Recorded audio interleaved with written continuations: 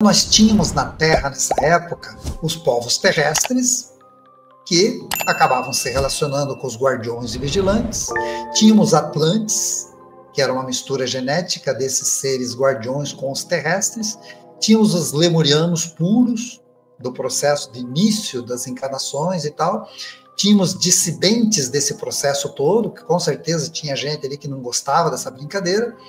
E existiam muitos atritos, muitos conflitos por interesses, por territórios, por tudo aquilo que a gente já conhece. Porque na Terra existiam muitas colônias de distintas origens, com bases genéticas de vários povos. Existiam na Terra colônias enormes, verdadeiras civilizações. Só que, devido a toda essa história que existiu nessa época, nós sabemos que ali em Phaeton existiu ali uma colônia aponiana muito grande e que depois foi tomada pelos Atlantes. Os Atlantes começaram a tomar conta daquilo. Então existiam muitas colônias Atlantes nessa região de Phaeton. Assim como eles tinham bases na Lua, em Marte, em vários locais. É uma civilização que se espalhou não só pela Terra, mas fora da Terra. E essa ação de conquista, de domínio, de poder desses Atlantes é uma teoria, né? Não quer dizer que seja exatamente isso, mas nós teorizamos assim, que esse tipo de empreendimento dominador acabou atraindo forças negativas, ou seja, no universo, tudo que você semeia, você colhe. Não é assim que funcionam as leis universais? Aquilo que você faz, você colhe, né? Aquilo que você vibra, você atrai.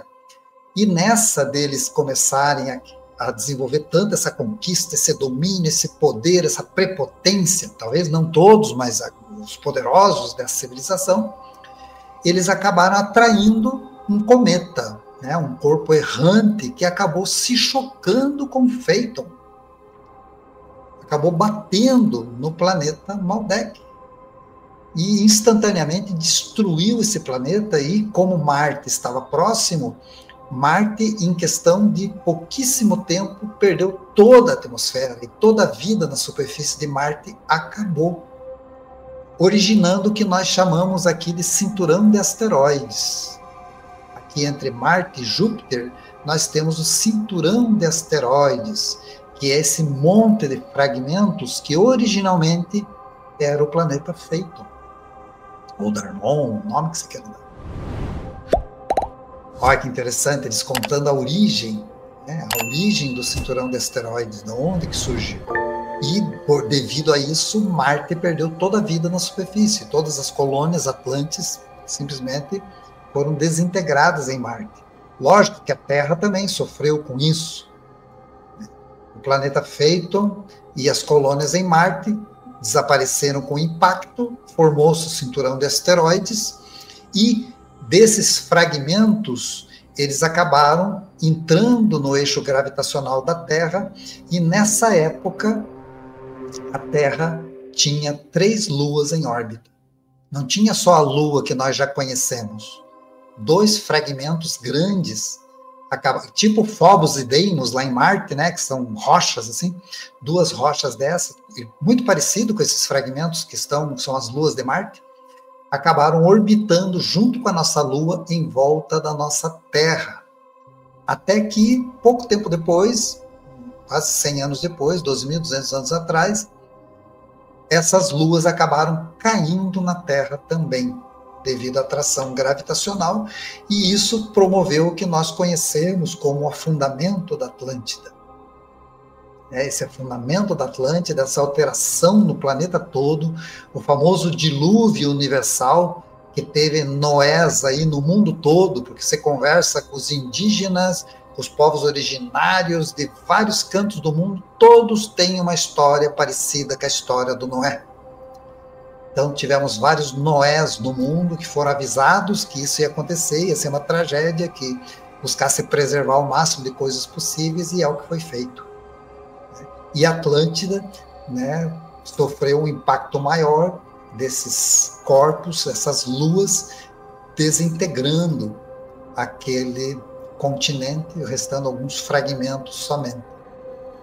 Muitos dos Atlantes, que eram mais evoluídos, mais sábios, eles acabaram se refugiando dentro da Terra, né? Inclusive formando aí o que nós conhecemos como os mundos intraterrenos, as civilizações intraterrenas, esses povos altamente avançados que tem dentro da Terra, em vários pontos ligados à grande fraternidade branca e tudo mais, são descendentes daquelas pessoas, daqueles seres, né?